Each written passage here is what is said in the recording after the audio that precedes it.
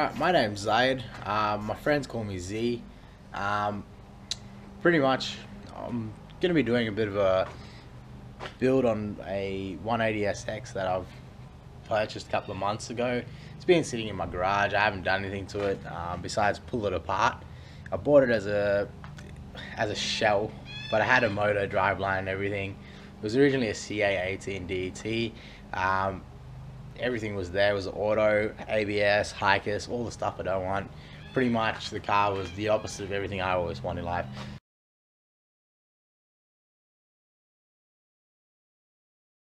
So first things first, got the car home, picked it up in Bunbury, which was about 200 k's away from where I live.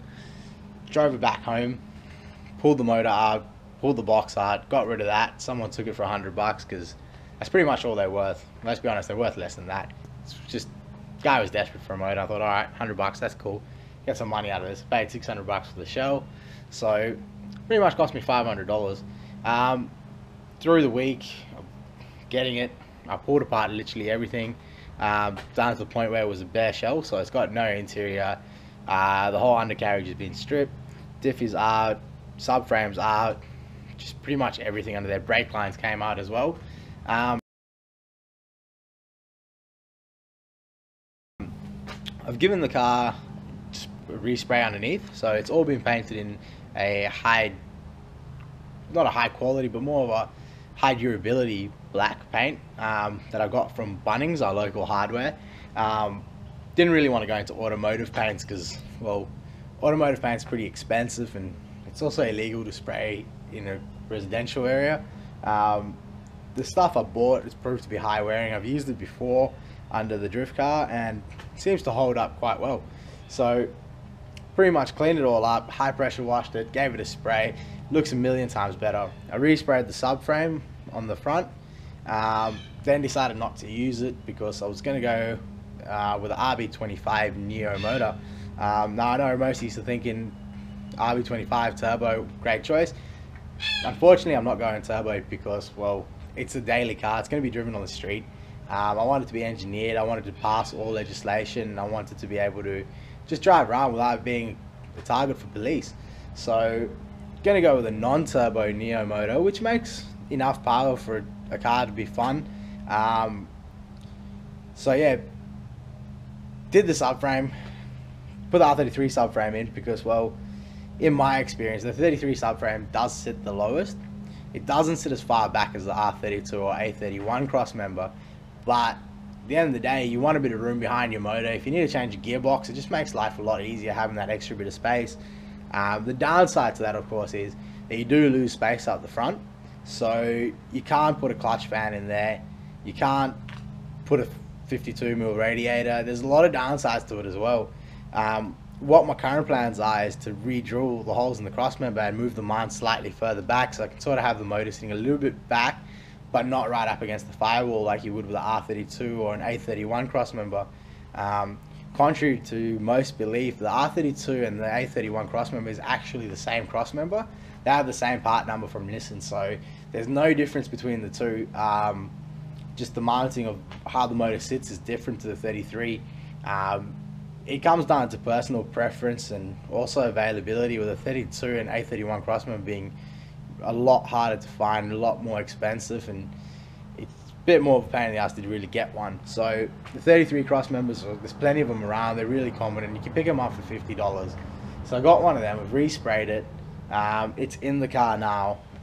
On the rear end, I wanted to get rid of hikers, so I've bought a non-hikers crossmember or subframe, and that's now in the vehicle. There's no arms attached to it, no diff. I'm still in the process of sorting that out. My original plans was to use all Nismo arms purely because it's different. It's a bit more OEM, and I like OEM. Downside to it is it's more expensive and it doesn't give you the adjustability that any other aftermarket arm has. So from a cost-effective angle, it's not really worth buying Nismo. Now I have bought rear toe arms and rear traction rods so far, but after looking around a bit and coming across the hard race products, hard race to adjustable arms with rubber bushes, and they are legal in theory, but I'm still discussing this with an engineer and the well, not council, more the legislative council for automotive modifications. So we'll see if I can get them permitted. If I can, I will be running them. Pretty much this car is supposed to be a bit of a head turner, something that's not over the top, but it just looks good. So when your average mum or dad looks at it and goes, oh, that's a really nice sports car, and that's sort of what I'm aiming for.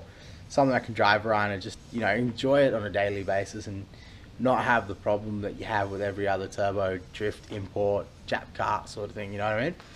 So I've got started on it, but I haven't quite made much progress yet. I've always been a fan of doing builds on the internet, with car forums being a bit slow and people not really being a part of it anymore. It's really hard to document stuff over Facebook. Also, a lot of my friends aren't into cars, so it's one of those things you don't want to be posting stuff on Facebook and people not enjoying it. So decided I'm going to do a bit of a YouTube channel and sort of post up progress on my car. So as well as having that project on the side, I've also got my drift car, which takes up a lot of time and money off me. So I'll document some of the stuff from there. I've got, well, I just bought a Falcon Ute as well. For those of you not in Australia, Falcon's a bloody awesome car. It's Australian made. It's a 6-cylinder, 4-litre. It's a Ute, which is pretty much a utility vehicle, commercial vehicle, tow stuff, put stuff in the back. It's great for picking up parts. So it's going to be my new tow car to take my car to the track when I need to. And I've got a lot of plans with the 3 of those cars. I've also got another S13, which is SR20D Auto. I've just unregistered that, and hopefully in the near future I'll be able to do a bit of a restoration on that. So there's a lot of things on the run, and hopefully I can sort of document a lot of it across YouTube.